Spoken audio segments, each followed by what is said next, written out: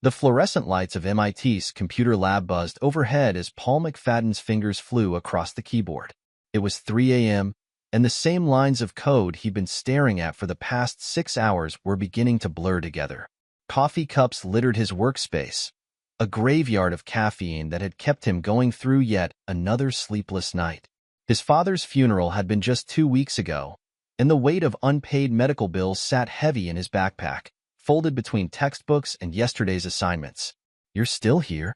The voice belonged to Professor Richards, who'd been heading home after a late faculty meeting. "Paul, when's the last time you slept in an actual bed?" Paul ran a hand through his disheveled brown hair, his eyes never leaving the screen. "I'm close to something, Professor. The encryption algorithm. I think I found a way to create a quantum-resistant structure that could revolutionize cybersecurity." Professor Richards leaned over Paul's shoulder, his eyes widening as he scanned the code. "This is remarkable. But you need rest, son. Your father wouldn't want." "My father died leaving nothing but debt," Paul cut in, his voice sharp. Then, softer.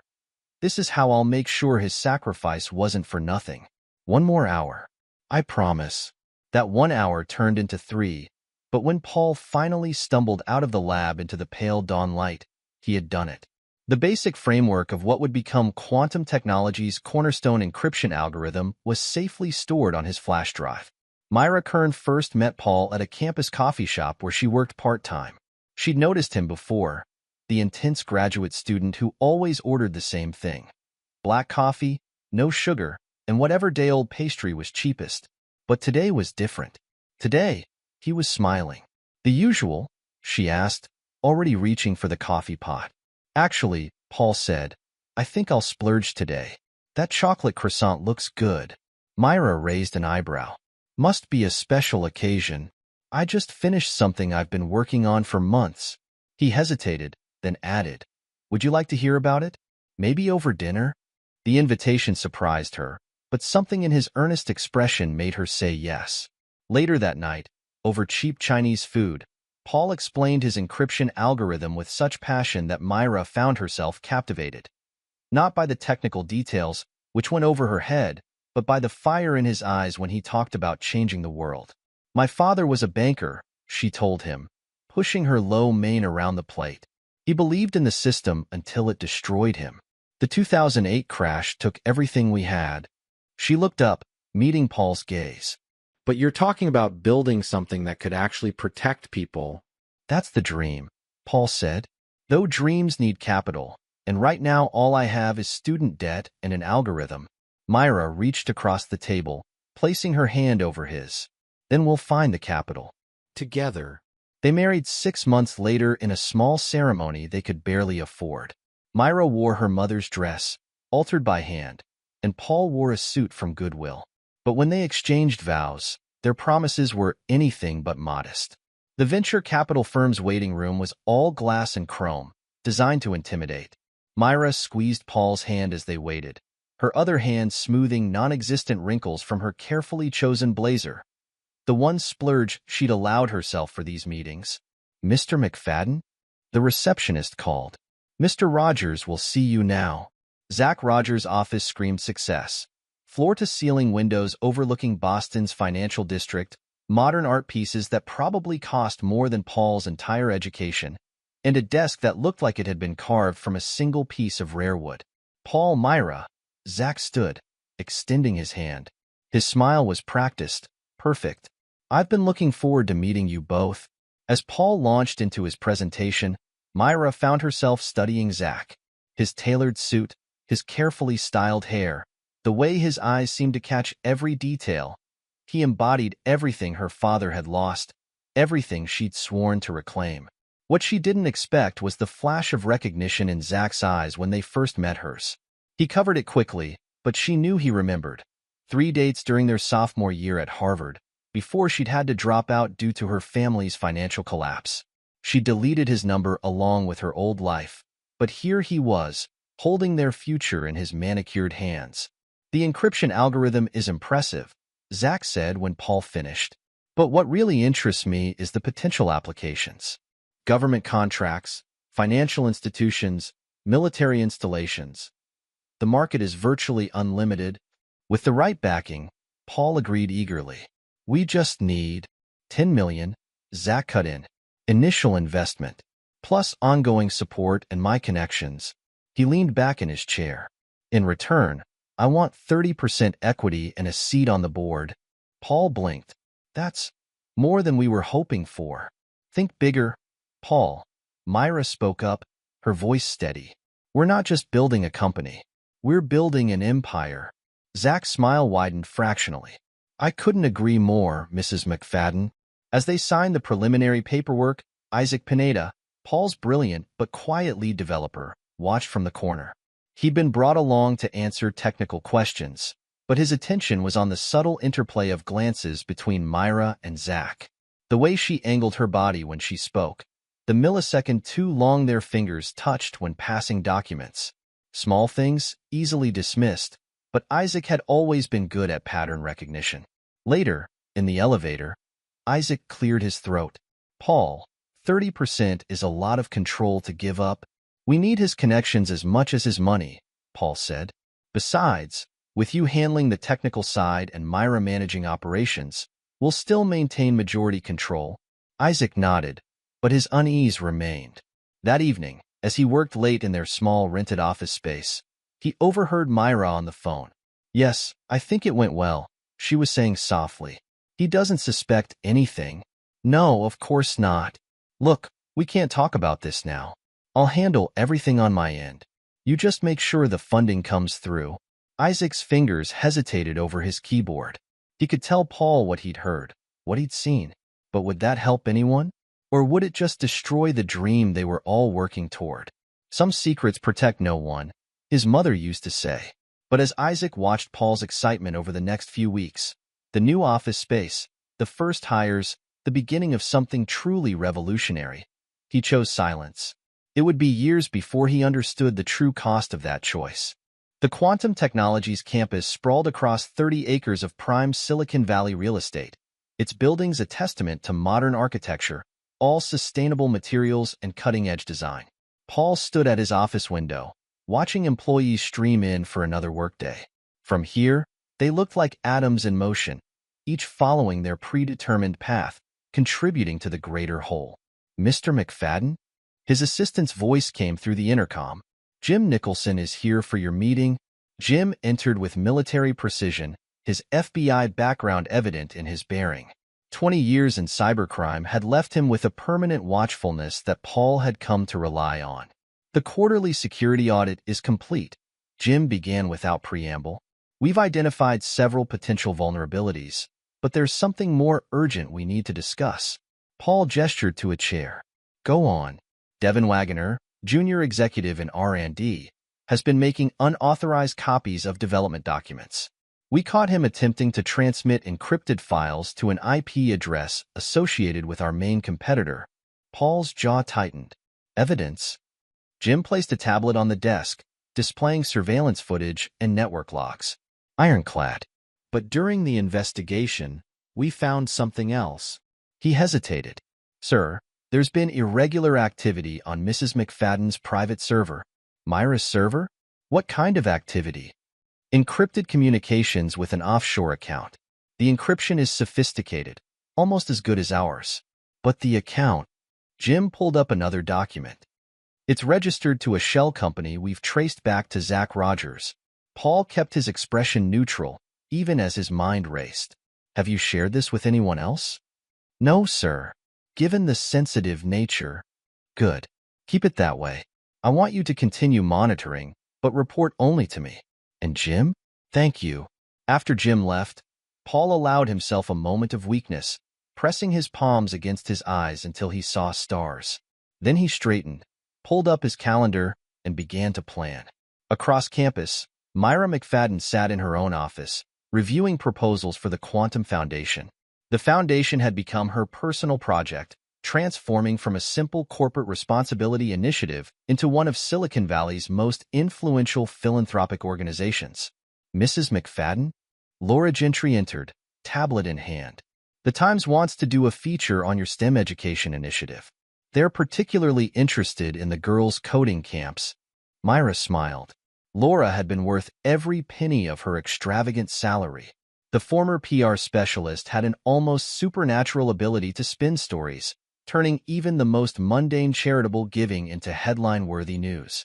"Schedule it," Myra said, "but make sure they focus on the results, not me. We want the emphasis on the students, their achievements." "Of course." Laura made a note. "Though your personal story, daughter of a banker who lost everything, now leading one of tech's most innovative philanthropic programs. Its compelling narrative. Sometimes the best stories are the ones we choose to tell," Myra replied, her phone buzzing with a message from Zach. "What else do you have for me?"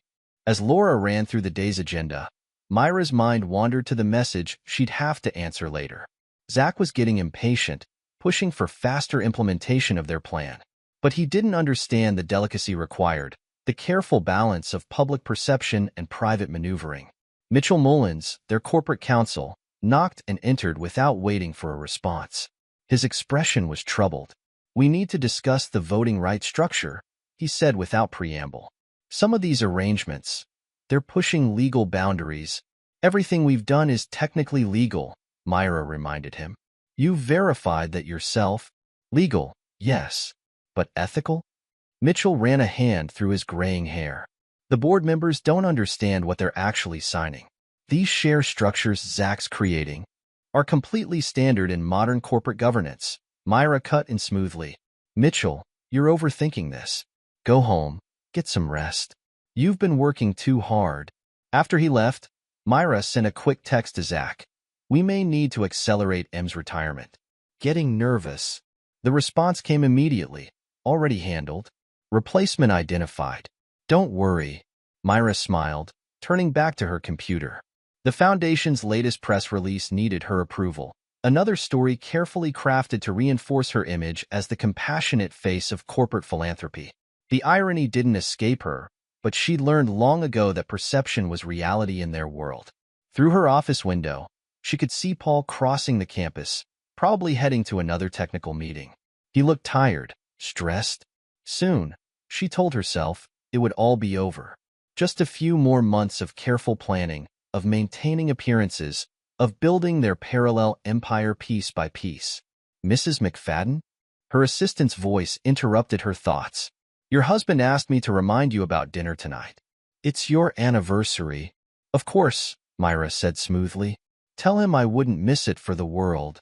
Cecil Herman had worked the night shift at Quantum Technologies for 3 years, long enough to become invisible to the daytime employees who barely registered his presence when their schedules overlapped. He liked it that way. Invisible meant safe, meant he could move through the building like a ghost, seeing without being seen. That's how he happened to be in the executive garage at 11:47 p.m. on a Tuesday, emptying trash bins, when he heard the elevator ding. He stepped behind a concrete pillar instinctively, more habit than necessity. The clicking of expensive heels echoed through the space. "We have to be more careful," Myra McFadden's voice carried clearly in the empty garage. "Paul's been asking questions about the Foundation's international grants." "Let him ask."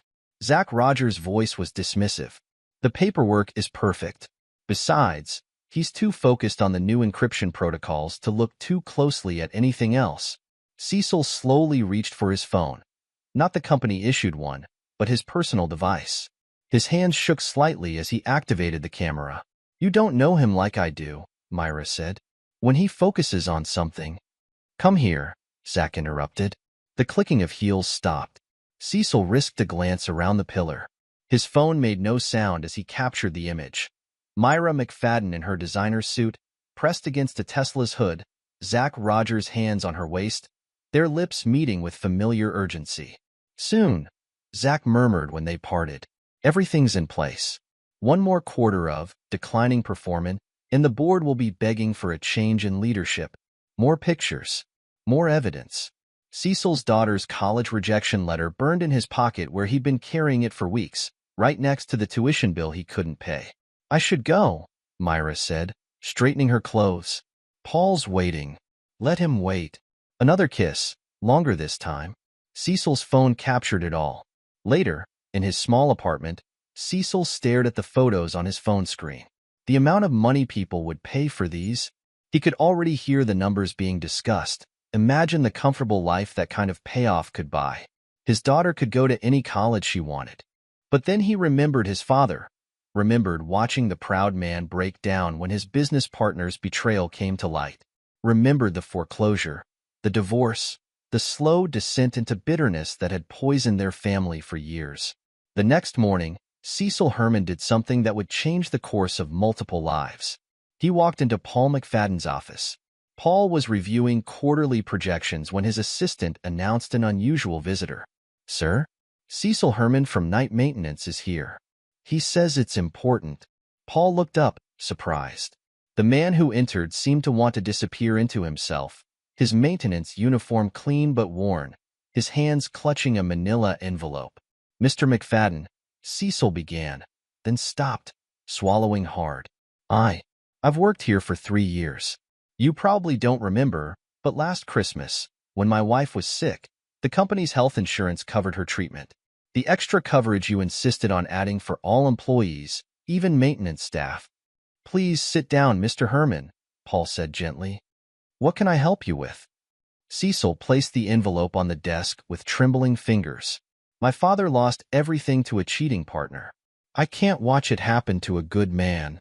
Paul opened the envelope slowly, his face revealing nothing as he examined the photographs.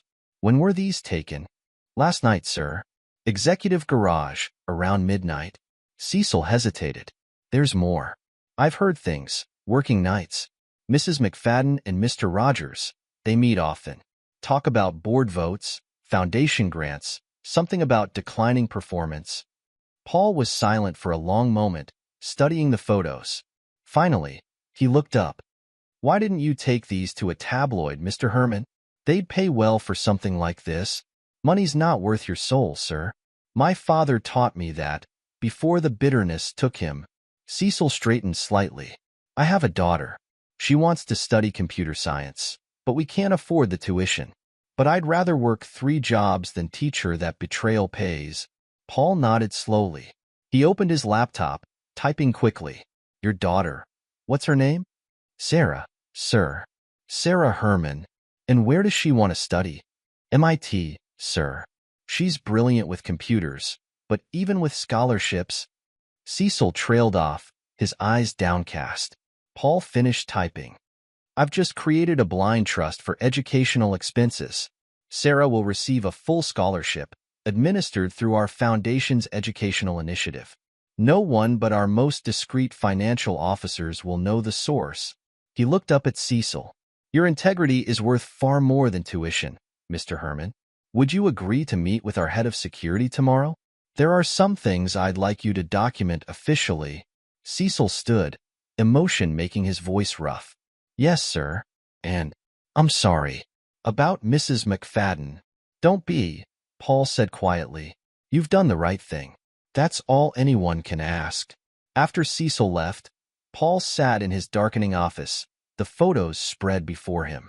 The garage's harsh lighting cast across the familiar faces of his wife and his business partner, making them look like strangers.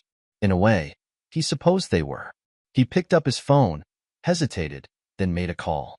"Jim, I need you to expand your surveillance parameters." "Yes, including the executive garage." "And Jim, let's keep this between us for now." That evening, Myra found Paul in his home office, surrounded by paperwork. "You missed dinner," she said, leaning against the doorframe. Her silk blouse probably cost more than his first car, he realized absently. "Sorry," he murmured, not looking up. "This new encryption protocol is giving us trouble." She moved behind him, placing her hands on his shoulders. He forced himself not to stiffen at her touch. "You work too hard, darling. Zach mentioned you seemed stressed at the last board meeting." "Did he?" Paul's voice was neutral as he made another note. "How thoughtful of him to notice. He's concerned about you. We all are." She squeezed his shoulders once before letting go. "Don't stay up too late." Paul listened to her footsteps fade down the hallway. Only then did he pull out the photos Cecil had given him, studying them one more time before locking them in his desk drawer. The pieces were falling into place. Zach's accumulation of voting rights, Myra's expanding control of the foundation, the whispered concerns about his stability. He turned to his computer, pulling up the company's organizational chart. Names and faces stared back at him. Isaac Pineda, who'd been there from the start. Jim Nicholson, whose loyalty had been proven time and again. Newer employees whose roles might become crucial. In the quiet of his office, Paul McFadden began to watch, to wait, and most importantly, to plan. The empire they'd built together was about to become a battlefield, and he intended to be prepared. The digital clock on his desk clicked over to midnight. Somewhere in the city, his wife was probably calling Zach, sharing the details of their brief interaction. Let them think him oblivious, obsessed with code and protocols. Let them believe their plan was working. Paul opened a new document and began to type, laying out the first steps of what would become an intricate counter-strategy. The betrayal hurt, of course it did. But he'd learned long ago that emotion was a luxury he couldn't afford. Not when there was so much at stake. The night stretched on, and Paul worked methodically, meticulously. Outside his window, Silicon Valley glittered like a circuit board, each light a potential ally or enemy in the coming conflict. But that was still in the future. For now, there was only the quiet tapping of keys, the careful compilation of evidence, and the first moves in a game his opponents didn't yet know they were playing. The leather chairs in Bob Whitehead's office had witnessed countless corporate wars over the decades. Now they held another soldier preparing for battle. Paul McFadden sat straight-backed, his fingers drumming a quiet rhythm on the armrest as his attorney reviewed the documents spread across the mahogany desk. "You understand what you're proposing?" Bob's voice carried the weight of 30 years of corporate law. "Once we start down this path, there's no turning back." Paul's fingers stilled. They made their choice 3 months ago in that garage. Now I'm making mine. Bob leaned back, studying his client. The Paul McFadden before him was different from the optimistic tech founder he'd first met years ago. This Paul's eyes held a calculated coldness that came only from betrayal. "We'll need specialized help," Bob said finally. "I know someone at Catherine Garcia. She's—" He paused, choosing his words carefully. "She's helped several tech companies survive hostile takeovers. Her methods are creative, legal. Let's say she knows exactly where the lines are and how close she can get without crossing them." Bob picked up his phone. "She's expensive. So is betrayal." 20 minutes later, Catherine Garcia strode into the office. Her charcoal suit was impeccably tailored, her silver hair swept back in a severe bun that emphasized her sharp features. She carried no briefcase, no files. Everything she needed was stored in her formidable mind. "Mr. McFadden." Her handshake was firm, professional. "Bob's told me the basics, but I need to hear it from you." Paul recounted everything. Cecil's photographs, Jim Nicholson's discoveries, the patterns he'd noticed in board meetings. Catherine listened without interruption, her only movement the occasional tap of her French manicured nails against her knee. "Your wife and Mr. Rogers have been thorough," she said when he finished. "The voting rights restructuring alone shows sophisticated planning. We'll need someone who understands CC regulations intimately." She pulled out her phone, scrolling through contacts. "Willie Richardson, former SEC investigator. He's been consulting privately since 2021. Can he be trusted?" Willie's made a career out of following paper trails. His discretion is absolute. It has to be, given what he knows about half the CEOs in Silicon Valley. Willie Richardson arrived the next morning, his rumpled appearance belying the razor-sharp mind beneath. He spread printouts across Bob's conference table, creating a spider web of shell companies and offshore accounts. "They've been busy," Willie muttered, tracing connections with a red marker. "Look here, this shell company in the Caymans? It's connected to 3 others, all feeding into accounts linked to your foundation's international grants. How long would it take to map it all?" Paul asked. "Weeks, maybe months. Unless—" Willie hesitated. "I might know someone at Swiss United Bank. Billy Smith. She's a data analyst in their compliance department. If these transactions pass through their system, make the call." Billy Smith turned out to be a quiet woman with tired eyes and an eidetic memory for numbers. She didn't need to access any files to confirm Willie's suspicions. "I flagged those patterns months ago," she said via secure video conference. "Multiple transactions just under reporting thresholds, all connected to the Quantum Foundation's grant program. My superiors said it was politically sensitive, told me to drop it. Would you be willing to document everything you found? Catherine asked. Officially, Billy's tired eyes sparked with interest. You mean, actually do something about it? Instead of just watching rich people hide their money? Exactly that. While Willie and Billy dug through financial records, Paul faced another challenge: understanding his opponent's psychology. That's where Edna Glass came in. Dr. Glass's office felt more like a living room than a corporate space. Comfortable armchairs, soft lighting, and abstract art created an atmosphere designed to put clients at ease. But Paul noticed the strategic placement of everything: the chairs positioned so she could observe micro-expressions, the lighting arranged to prevent shadows from hiding facial tells. Tell me about your wife, Edna said, her voice carrying the slight lilt of her Australian education. Not the facts, I've read those. Tell me about her patterns, her reactions, her triggers. Paul spent hours detailing years of observations. Myra's need for public admiration, her careful curation of their social image, her deep-seated fear of returning to poverty. And Zach Rogers? Edna made notes in a leather-bound journal. What drives him? Control. Status. He collects people like others collect art. Valuable pieces to be displayed and traded. Edna nodded, her pen moving swiftly. They're both performers then, playing to different audiences, but always conscious of being watched. That's useful. She looked up, studying Paul. They'll expect you to perform too, the role of the oblivious husband, the distracted genius. Are you ready for that? I've been performing since I found out. Every dinner with my wife, every board meeting with Zach. All of it an act? No, Edna corrected gently. Those were improvised scenes.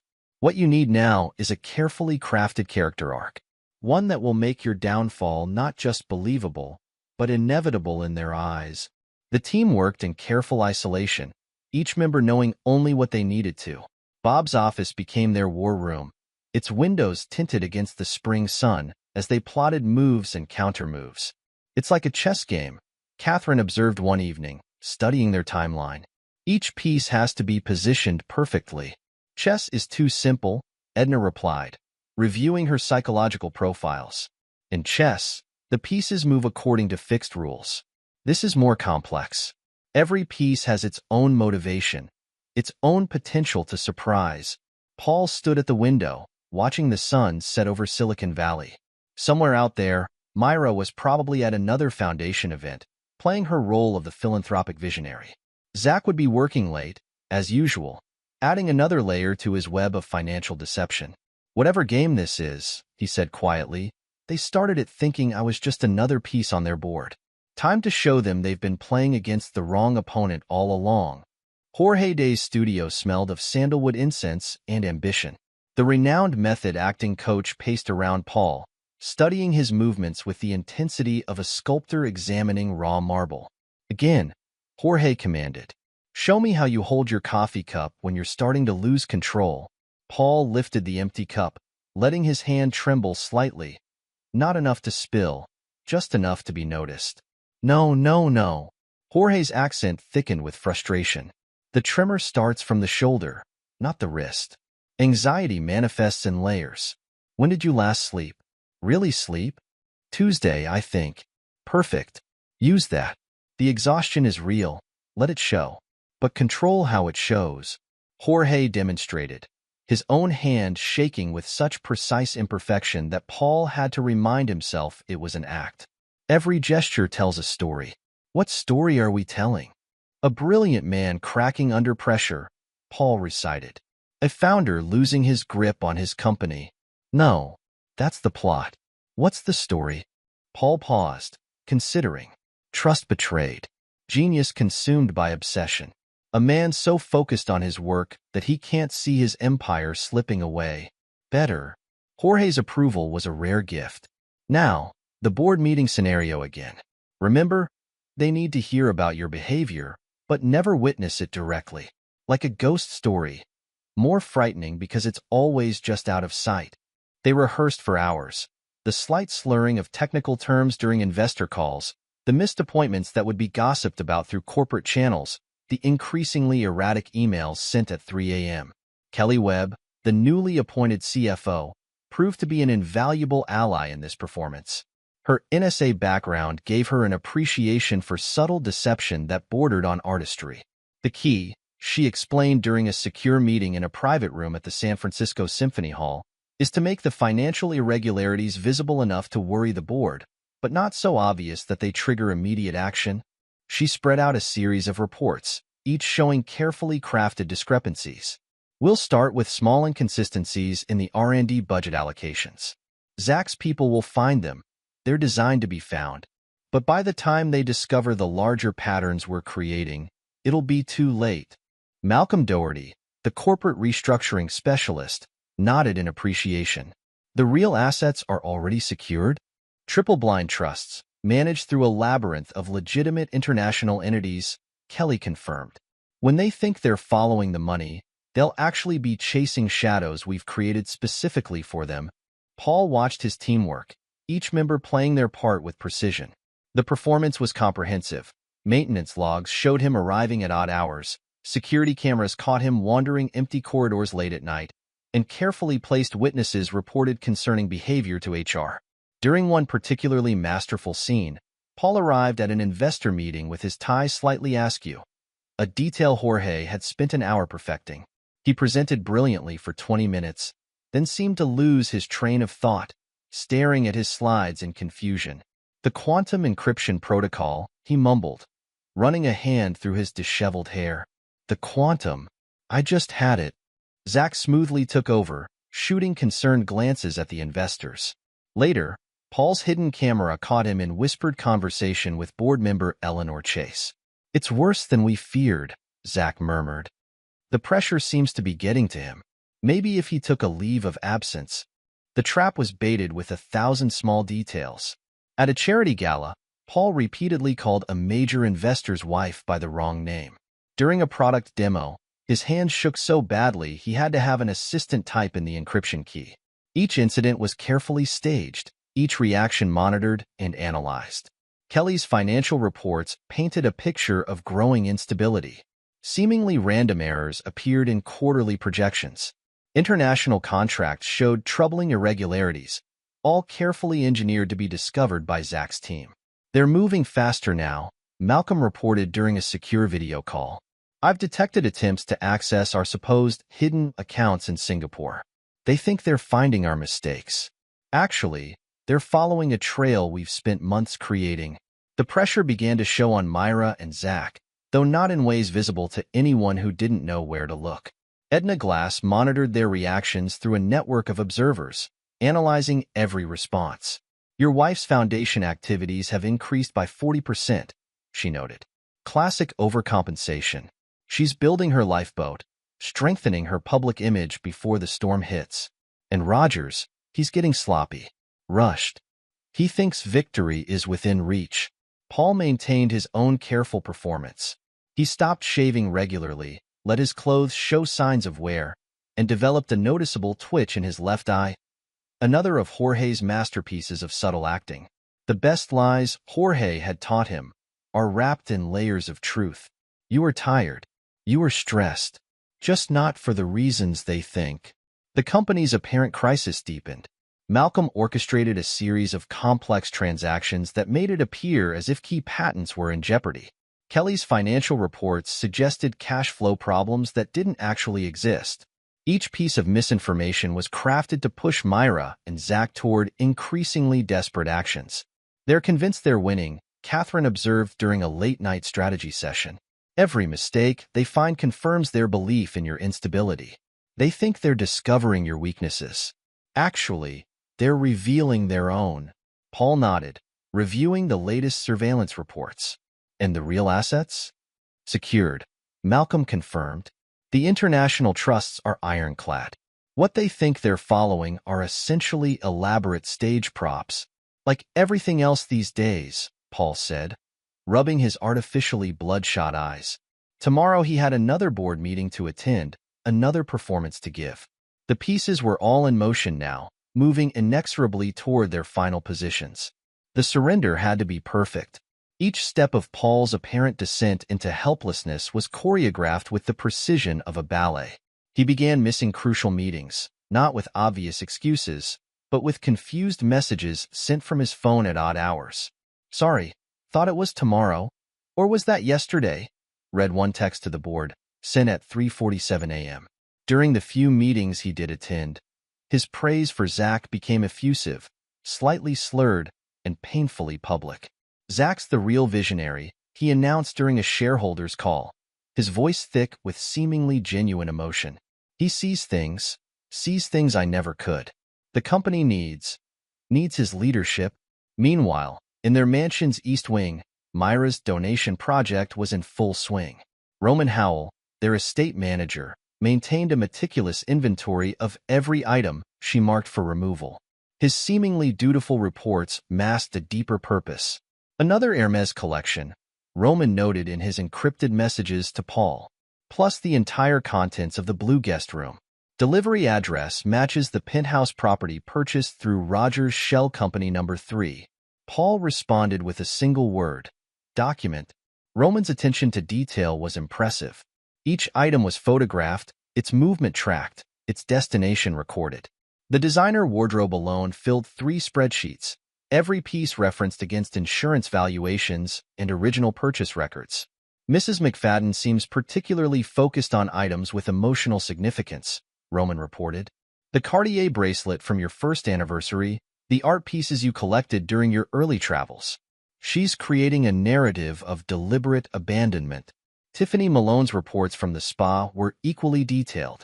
The private investigator had infiltrated the exclusive wellness retreat where Myra and Zach conducted their planning sessions under the guise of therapeutic massages. "They're getting bolder," Tiffany's encrypted message read. "Today's conversation centered on board composition post-transition. Rogers has promised positions to 3 current members in exchange for their support. Mrs. McFadden is primarily focused on maintaining control of the foundation." Paul received these updates in his office, where he now spent most nights, his appearance growing more disheveled by design. The security cameras caught him pacing, muttering to himself, occasionally stopping to stare out windows for long periods. All carefully timed performances that would be reported back to Myra and Zach. "The psychological groundwork is solid," Edna Glass confirmed during a secure video call. "They're fully committed to their narrative of your breakdown. Every action you take is interpreted through that lens, reinforcing their belief in their own cleverness." The trap was nearly ready. Each player had performed their role perfectly, each piece was in position. Paul's apparent surrender had emboldened his opponents exactly as planned. Now came the most dangerous part: maintaining the deception as they moved in for what they thought would be their final victory. "The anniversary party provides perfect timing," Catherine Garcia noted during their last strategy session. "Their guard will be down. They'll be focused on their triumph, not looking for threats." Paul nodded, adjusting his purposefully rumpled tie. "Everything's ready?" "Every piece," Kelly Webb confirmed. "The real question is, are you ready? This has to be your most convincing performance yet." Paul stood at his office window, watching the July sun set behind the mountains. Somewhere in the city, Myra was probably reviewing her plans for the party, choosing the perfect outfit for what she imagined would be her moment of triumph. Zach would be finalizing his takeover strategy, confident in his carefully constructed web of deception. "You know what's interesting about chess?" Paul said quietly, his reflection ghostly in the darkening glass. "The endgame often looks like a disaster for the winning player. All their pieces seem to be in the wrong positions, their king exposed. Then comes the final move, and suddenly everyone sees what should have been obvious all along." He turned back to his team, his eyes clear and focused despite his disheveled appearance. "The real question isn't whether I'm ready. It's whether they're ready to learn who they've really been playing against." The pieces were set. The trap was ready. All that remained was the execution, but that would be another act entirely. The morning of August 1st dawned clear and crisp over Silicon Valley. In the grand ballroom of the Four Seasons, Clarence Roman adjusted his catering uniform, watching his team set up for the evening's anniversary celebration. To anyone observing, he appeared to be nothing more than a dedicated catering manager ensuring every detail was perfect. 20 years with the FBI's white-collar crime division had taught him the value of appearing unremarkable. "Table arrangements are confirmed, sir," one of his team members, Another undercover agent reported. Each guest's placement has been cross-referenced with the operational brief. Clarence nodded, making a show of consulting his clipboard.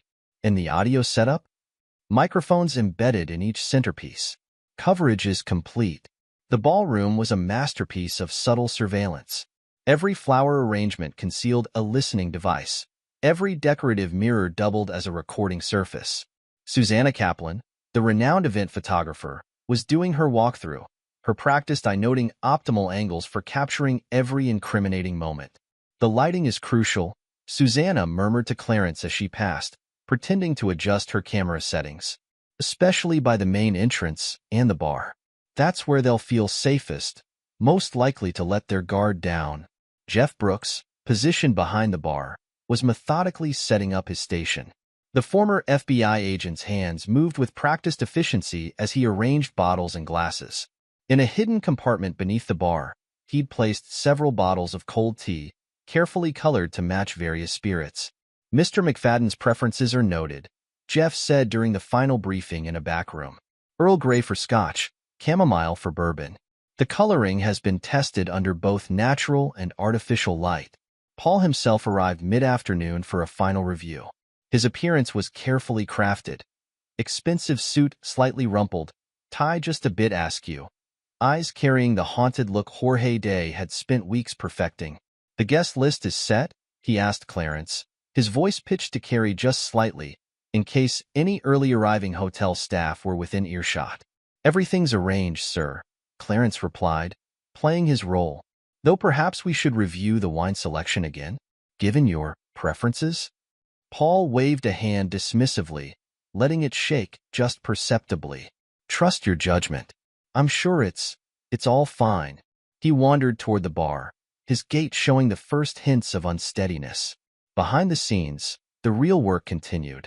Each member of the catering staff, all carefully selected federal agents, was wired with state-of-the-art communication devices.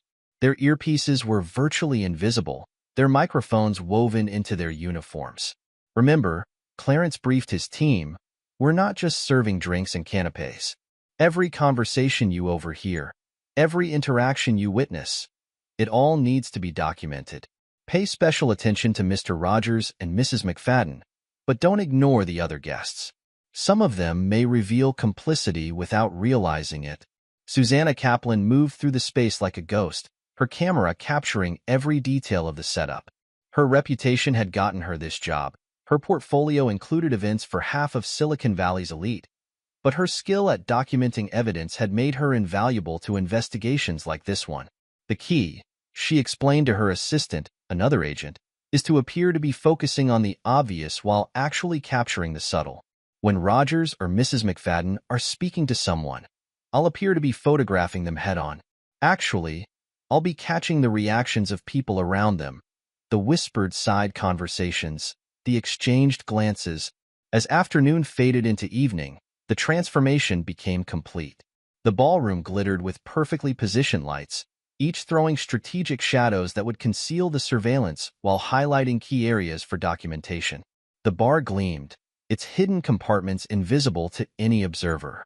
"Positions," Clarence murmured into his concealed microphone as the first guests began to arrive. "Remember, we're telling a story tonight. Make sure we catch every chapter." The early arrivals were mostly board members and major shareholders, each one carefully chosen and briefed on their role. They moved through the space with practiced ease, their conversations a carefully orchestrated dance of concern and speculation about Paul's recent behavior. "Have you noticed how distracted he's been lately?" one board member murmured to another near a flower arrangement with its hidden microphone. "In the last meeting, he could barely focus on the quarterly projections. I heard he was seen arguing with his own reflection in the executive washroom," came the rehearsed response. Talking about quantum encryption codes to himself, Jeff Brooks took his position behind the bar, his hands steady as he arranged glasses. He'd spent weeks practicing making virgin drinks that looked identical to their alcoholic counterparts, right down to the way they moved in the glass when swirled. "The tell is in the ice," he'd explained during training. "Real scotch moves differently than tea. But no one will be close enough to notice, especially once they believe what they expect to see." Paul made his entrance an hour into the party, his performance a masterpiece of subtle deterioration. His greeting to early guests was almost normal, but as he moved through the crowd, his behavior began to show carefully calculated signs of strain. "Zach," his voice carried just a bit too loudly when his business partner arrived. "My friend, my partner, what was I saying?" He blinked, confused, then wandered toward the bar. Jeff served him his first scotch of the evening, actually Earl Grey tea, carefully colored and chilled. Paul's hands shook as he lifted the glass, spilling a few drops on his already rumpled shirt. Susanna's camera clicked continuously, capturing every moment. The concerned glances between board members, the whispered conversations behind raised hands, the subtle smirks playing at the corners of Zach's mouth, all preserved in high-definition detail. "The lighting is perfect," she murmured into her concealed microphone. "Every expression is crystal clear. When these photos are presented as evidence, there will be no room for misinterpretation." The room filled steadily, each new arrival adding another layer to the carefully constructed scene. 3 SEC investigators circulated quietly, their presence known only to Paul and the surveillance team. The FBI's corporate crime unit chief engaged in seemingly casual conversation with major shareholders, while carefully noting every damning word. Throughout it all, Paul maintained his performance, each gesture and word carefully calculated to reinforce the narrative of a man losing his grip. He peered suspiciously at innocent decorations, muttered about encryption algorithms to potted plants, and occasionally seemed to forget mid-sentence what he was discussing. The best cons, Clarence had learned in his FBI days, are the ones where the marks think they're the ones in control. Tonight, watching Myra and Zach exchange knowing glances as Paul stumbled through another rambling conversation, he saw that principle in perfect action. As the evening progressed toward its crucial moment, every piece was in place. The witnesses were positioned, the cameras were rolling, and the trap was ready to be sprung. All that remained was for the targets to play their parts, and they had no idea they were performing in a play someone else had written. The clicking of expensive shoes on marble heralded Zach Rogers returned to the ballroom. He carried a bouquet of roses, deep red blooms that matched the subtle smirk playing at the corners of his mouth. As he paused in the entrance, adjusting his perfectly tailored suit, a hidden camera captured his hands moving swiftly over his phone screen. The text message glowed briefly. "The fool is plastered. Ready when you are." Paul, swaying slightly by the bar with his 6th scotch of the evening, appeared to be completely oblivious to the exchange. Jeff Brooks, while deftly preparing another round of perfectly disguised non-alcoholic beverages, noted the timestamp of the message for the record. The ballroom had taken on the hushed anticipation of a theater before a crucial scene. Guests clustered in strategic groups, their conversations a carefully orchestrated backdrop. The SEC investigators maintained their casual poses, champagne flutes held at precise angles to conceal their intense observation. Then came the moment they'd all been waiting for, Myra McFadden's entrance. The red Valentino dress was a masterpiece of design, flowing like liquid fire as she descended the grand staircase. Behind her, Christine Paul, the celebrity cinematographer she'd hired to document her triumph, moved with professional grace, capturing every calculated gesture. "Perfect," Christine murmured, her camera rolling. "The lighting catches the dress beautifully. This will make an incredible opening sequence." What Myra didn't know was that Christine's primary client wasn't her, but the federal investigation that would use this footage to demonstrate premeditation. Every frame was being simultaneously transmitted to a secure server, along with metadata that would prove its authenticity. In Myra's clutch, pressed against her hip, lay the divorce papers prepared by Edwin Fleming. The lawyer had played his role perfectly, maintaining his facade of eager compliance while carefully ensuring every document would serve the prosecution's needs. "Mrs. McFadden," Zach stepped forward, offering the roses with practiced charm. "You look absolutely stunning tonight." Their embrace lasted a fraction too long to be professional, their shared glance heavy with anticipation. Susanna's camera captured it all, her lens focusing not just on the main players, but on the reactions around them. The raised eyebrows, the knowing looks, the subtle nods between those in their confidence. Paul chose that moment to stumble slightly, catching himself on the bar. "Another one, Jeff," he called out, his words carrying a carefully rehearsed slur. "Make it a double. We're celebrating, aren't we?" "What are we celebrating?" Jeff prepared another fake scotch, making sure the amber liquid caught the light just right. "Your anniversary, sir," he reminded gently, playing his part. 15 years of marriage. 15 years, Paul repeated, his voice thick with apparently genuine emotion. 15. Has it been that long, Myra? You look like the day we met. Or was that yesterday? Myra's smile was a masterpiece of condescension. "Perhaps you've had enough, darling. Why don't you sit down?" The FBI agents posing as waitstaff circulated with practiced efficiency, their hidden microphones catching every whispered aside, every muttered comment.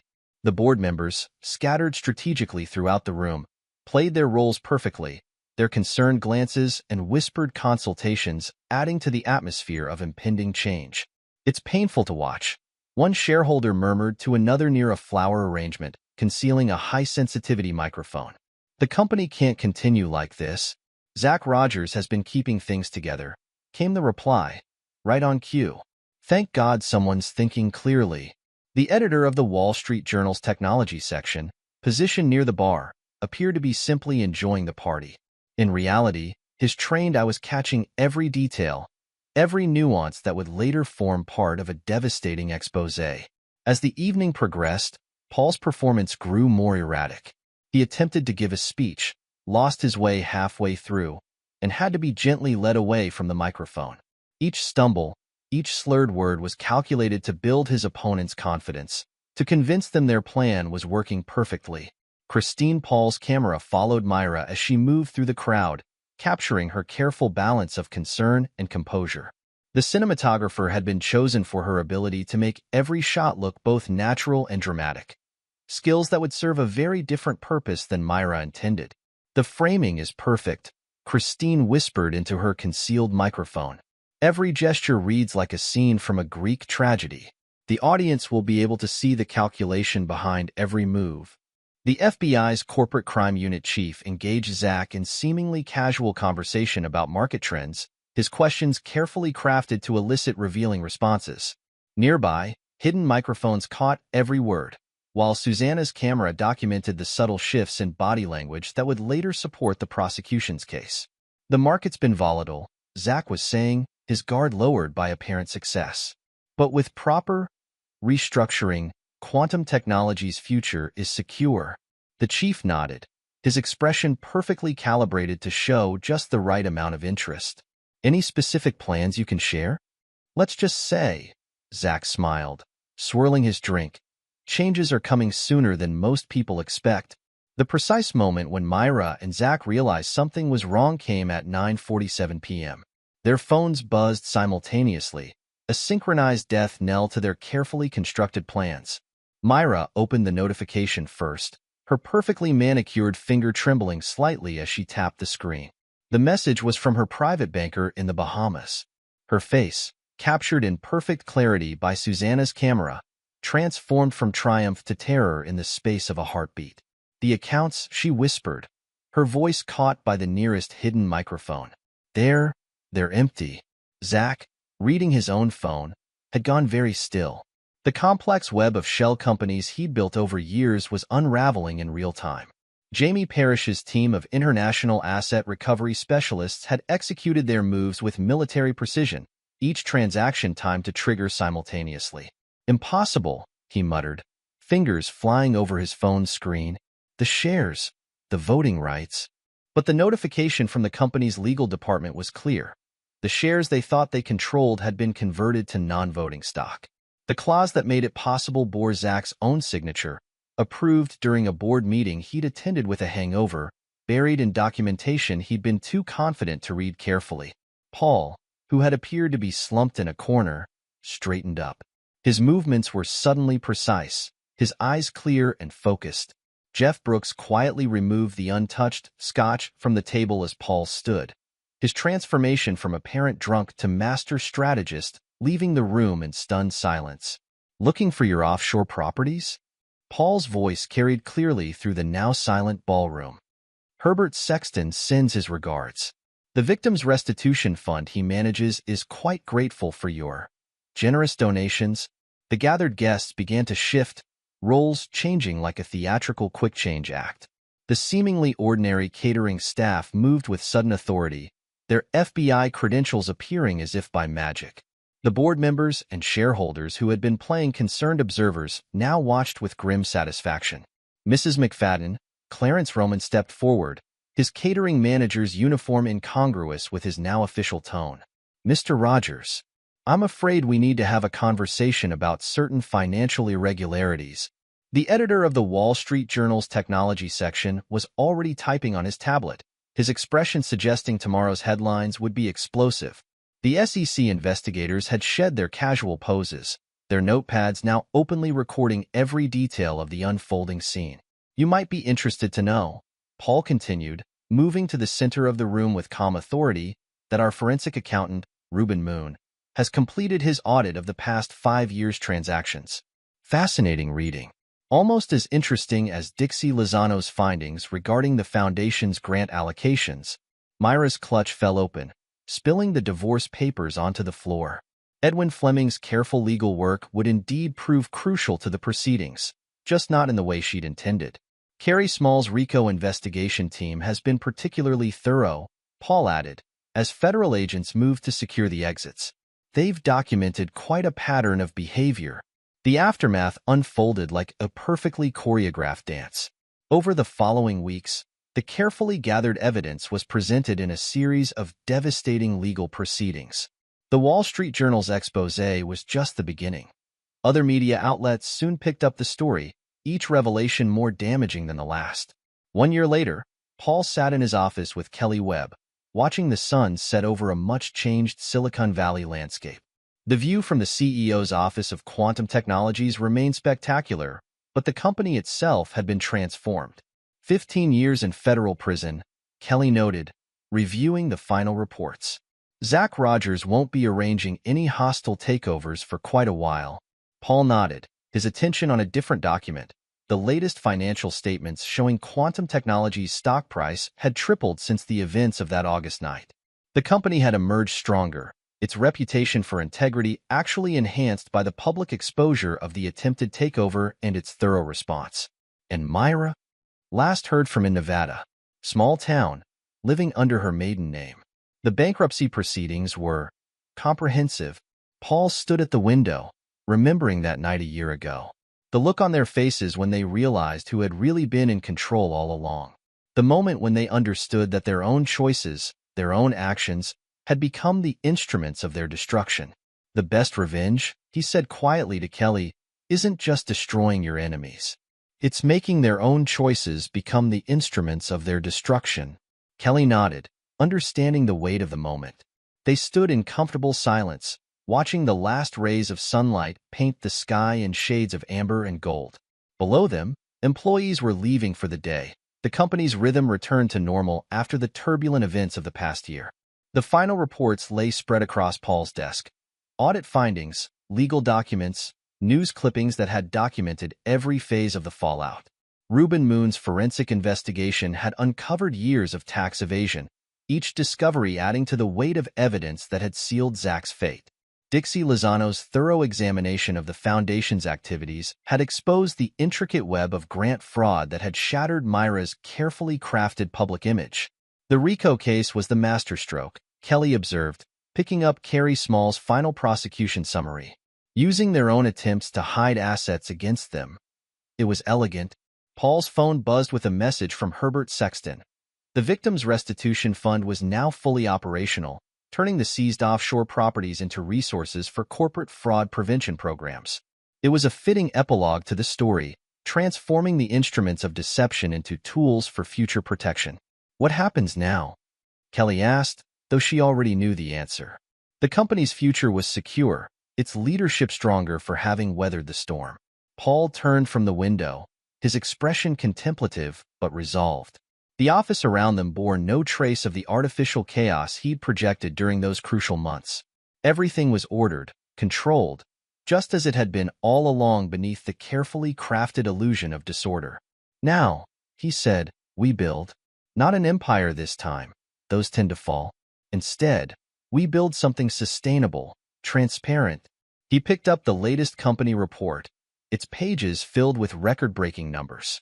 Something that honors the trust of every employee who stood by us, every client who believed in our integrity. The sun had fully set now, leaving the city below sparkling with thousands of lights.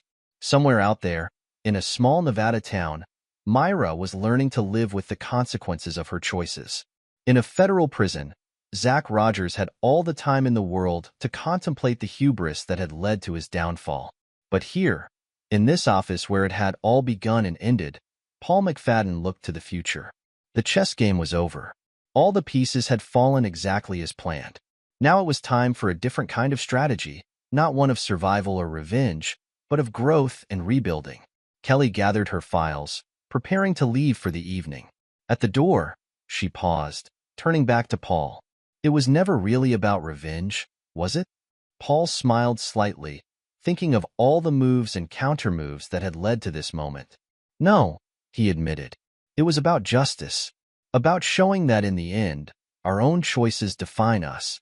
He picked up a framed photo from his desk, the original team from the early days of quantum technologies, and about proving that integrity, patience, and careful planning will always beat shortcuts and betrayal. The office fell quiet as Kelly left. Paul remained for a while longer, reviewing one last time the documents that told the story of their downfall. Each page represented a choice Myra and Zach had made, each decision leading them inevitably toward their own destruction. They had tried to play chess while he had been playing a far more complex game, one where the winners were those who stayed true to their principles, no matter the cost. Tomorrow would bring new challenges, new opportunities. But tonight, in the quiet of his office, Paul McFadden could appreciate the symmetry of it all. They had tried to use his creation against him, had thought his apparent weakness was their strength. Instead, their own actions had become the mechanism of their downfall, their choices the architects of their destruction. It was, he had to admit, the perfect revenge. Epilogue. 5 years later. The Nevada desert stretched endlessly outside the window of the small diner where Myra Kern, she'd reverted to her maiden name, wiped down tables for the evening shift. Her once manicured hands, now roughened by honest work, moved mechanically across the laminate surface. The local newspaper lay folded on the counter, its business section featuring a familiar face. Paul McFadden had just been named Times Person of the Year for revolutionizing cybersecurity protocols in artificial intelligence. More coffee, Myra? Old Joe, the regular at table 3, held up his cup. He didn't know she'd once commanded a charitable foundation worth billions, that she'd once been featured in Forbes. Here, she was just another waitress working for tips. Coming right up, Joe. Her voice, once cultured for boardrooms and charity galas, had taken on the slight drawl of local dialect. Adaptation was survival.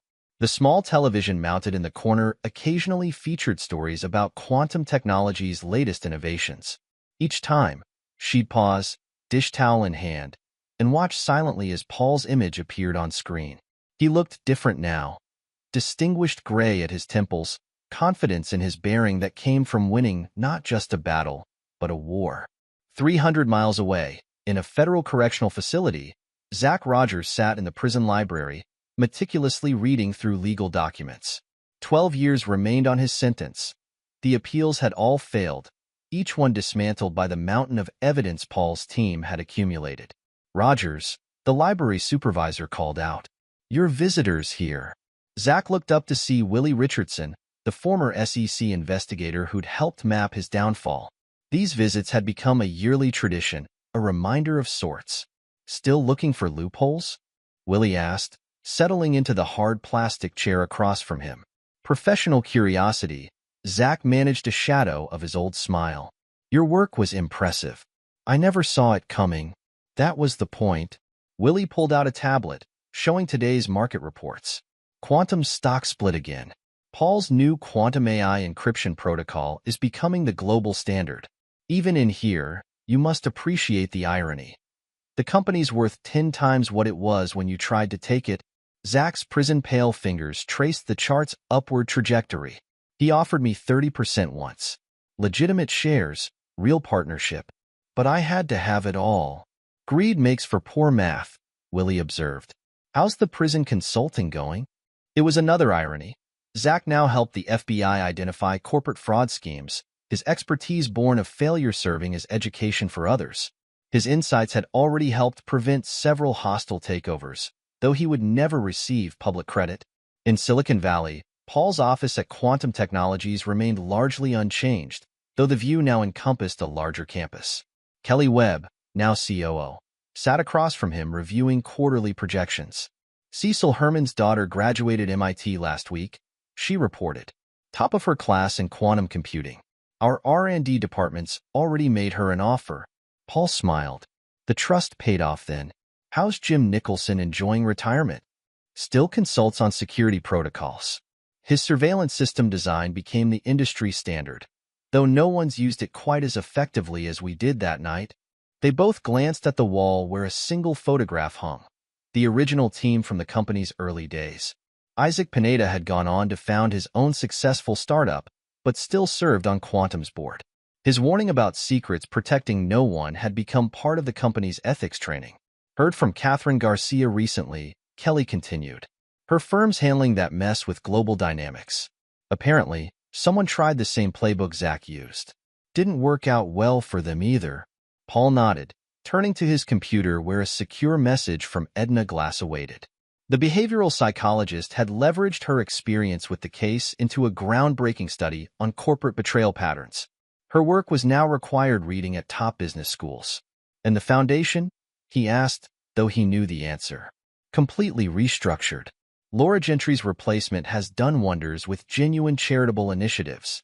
The grant fraud investigation actually helped, showed exactly what needed fixing. The foundation's transformation was perhaps the sweetest victory. What Myra had tried to use as a personal kingdom now genuinely helped thousands, its operations transparent and its impact measurable. In a small Zurich office, Billy Smith had just finished another day of tracking suspicious financial patterns. Her role in the quantum case had earned her a reputation and a promotion. Banks now sought her out for her ability to spot complex fraud schemes. Miss Smith?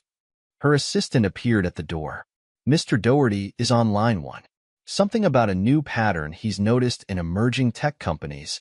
Malcolm Doherty, whose work restructuring quantum had become a Harvard Business School case study, now headed a firm specializing in protecting companies from exactly the kind of takeover he'd helped prevent. Back in Nevada, Myra's shift was ending. She climbed the stairs to her small apartment above a local pharmacy, each step a reminder of how far she'd fallen. The space was clean but spare, a far cry from the penthouse she'd planned to share with Zach. On her small desk sat a letter she'd been trying to write for 5 years. Dear Paul, it always began. But the words that followed never seemed adequate. How do you apologize for betraying the architect of your own downfall?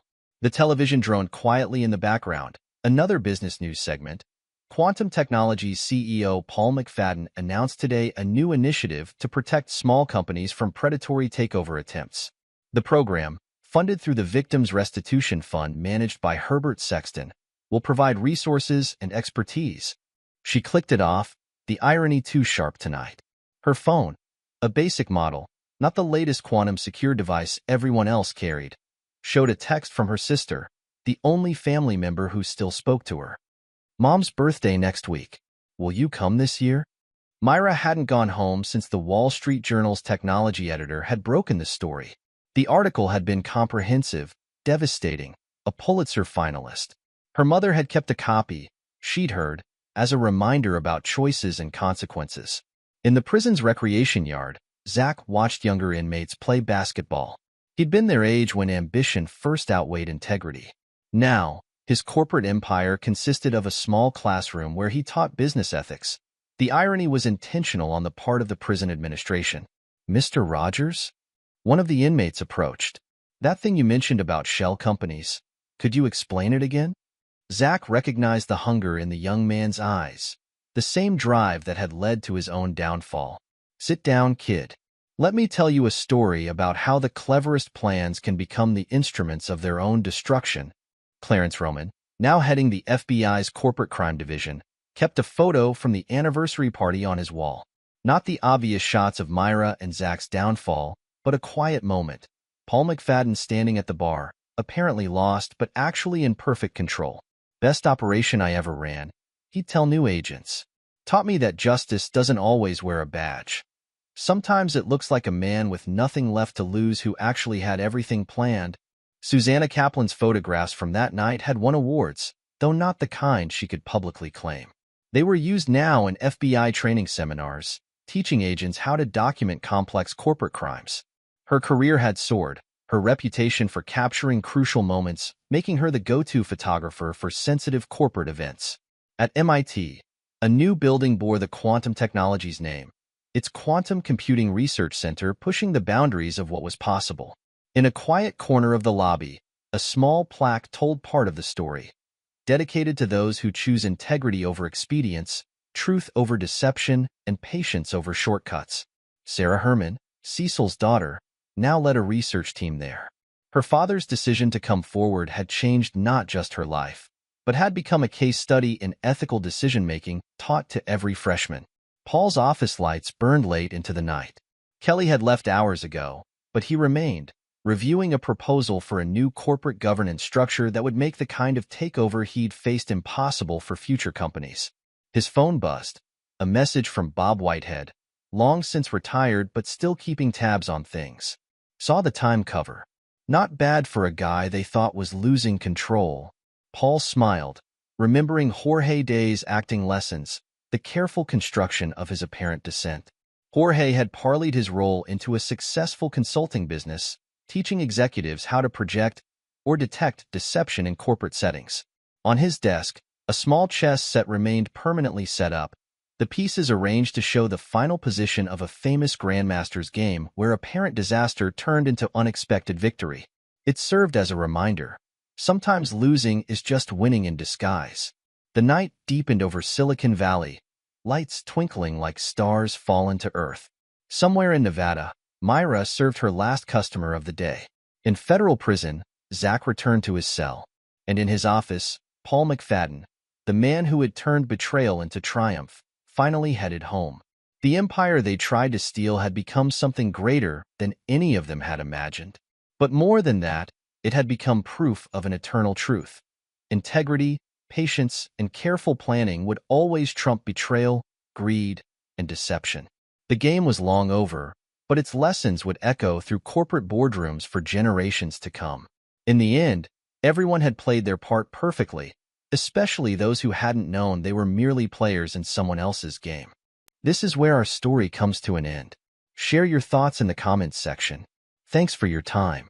If you enjoy this story, please subscribe to this channel. Click on the video you see on the screen, and I will see you there.